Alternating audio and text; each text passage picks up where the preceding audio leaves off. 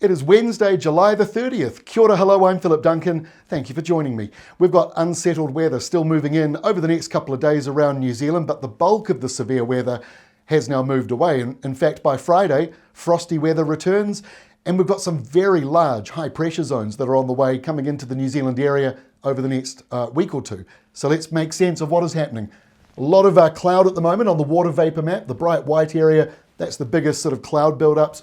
That is moving eastwards. Still some heavy rain around the northeastern corner of the North Island, but it is clearing in many other places. Now behind all of this, a big westerly coming on through. Well, it's a big in the size, not necessarily big in strength, but a westerly flow coming back in. So most of the western side of New Zealand has that as we go through today. But you can see we've got a few thunderstorms out here in the Tasman Sea. Those are lining up for the western side of the North Island. And at the same time, we've got a bit of a southerly change coming up the South Island. So let's make sense of this. Here we are lunchtime today. We've got westerly winds around the North Island, not overly strong and certainly not compared to yesterday's windy weather. Still got this line of heavy downpours very slowly moving eastwards, stuck behind that big blocking high. So therefore, we could still be seeing some heavy rain around the northeast as we go through today. Behind it, these showers, hit and miss. Some of them could be heavy, and we've got those isolated thunderstorms in the mix as well. And then at the other end of the country, southerly winds return. That brings in a little bit of wet weather around Canterbury today. Not a huge amount, but we will be seeing some wet weather sliding through there. Thunderstorm risk today. So the yellow area, bottom of the scale, but it shows we do have the risk of a few isolated thunderstorms.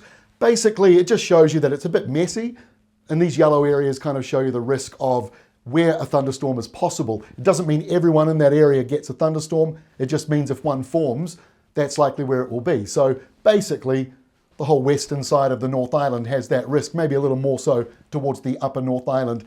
That is 3 o'clock this afternoon. Here is this evening. So we've got that thundery area just offshore in the west, moving in with the westerly flow.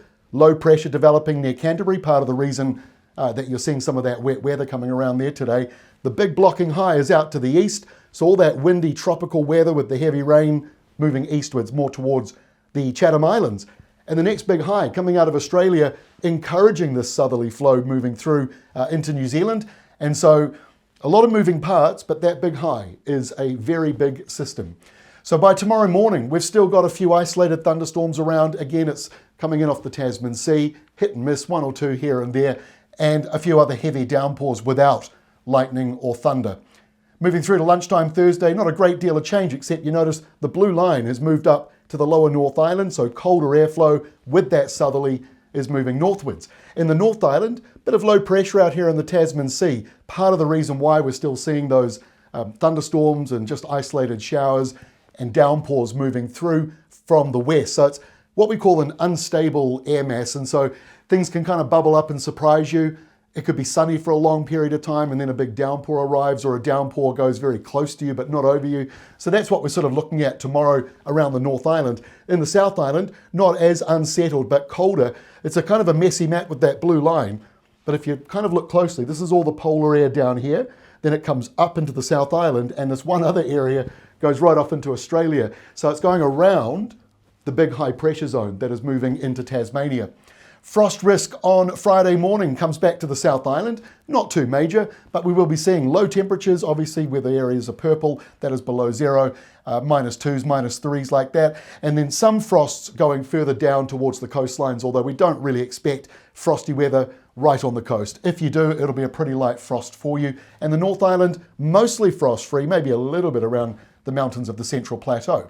And that's because it's a little bit too windy around the North Island on Friday. Low pressure off to the northeast with high pressure building over Tasmania. That encourages this southerly flow. And for some areas, that's more easterly for you, or southeasterly, northeasterly, easterly quarter winds moving through. In fact, they might even curve around as a brief northerly.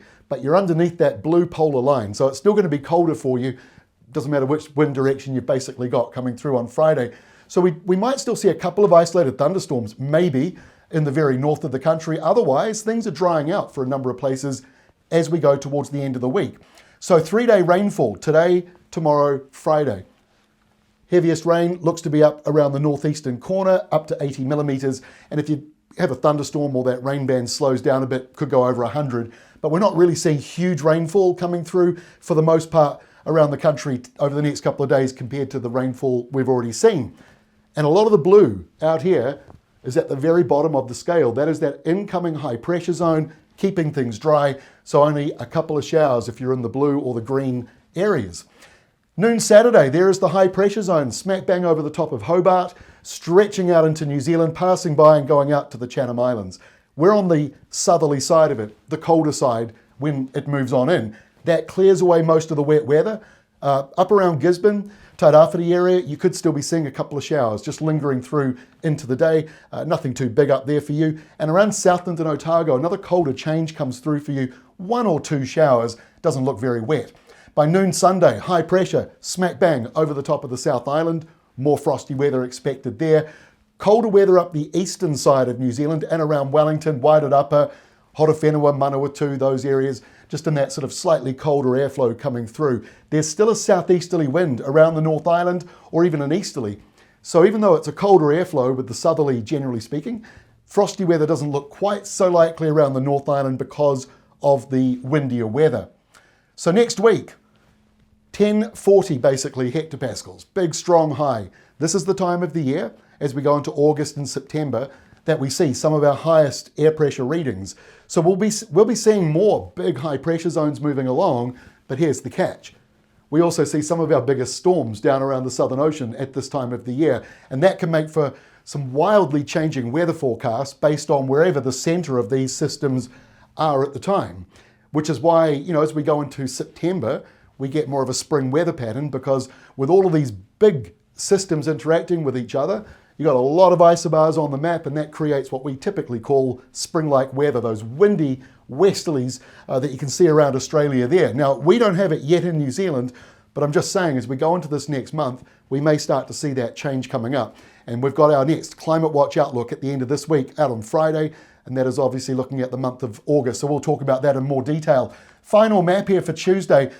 So I wasn't really talking about that low that's off the coast of Australia, because at this stage, the high pressure zone in the New Zealand area looks more dominant, expands out, pushes the low northwards. The low's not in a favourable position to get any bigger, and it starts to fall apart, at least based on this modelling. This could still change, because the exact placement of that low and the exact size of that high will still play a role in this as we go into next week. So it's worth monitoring that system. But for now, this high is in charge, and a surge of westerlies out of Australia may be building up towards us. Big storms like this, they look ominous, but remember, the maps are stretched out into a rectangle for you to view it. The world is curved, and so these storms go around like that. They don't really necessarily come straight up towards us, but it does look big. That's another one to keep an eye on. Could be a sign of some windy weather coming into the New Zealand area as we go into the month of August. That's all from me for today. Back again tomorrow, Thursday. Climate Watch update on Friday for the month of August. But that's all from me today.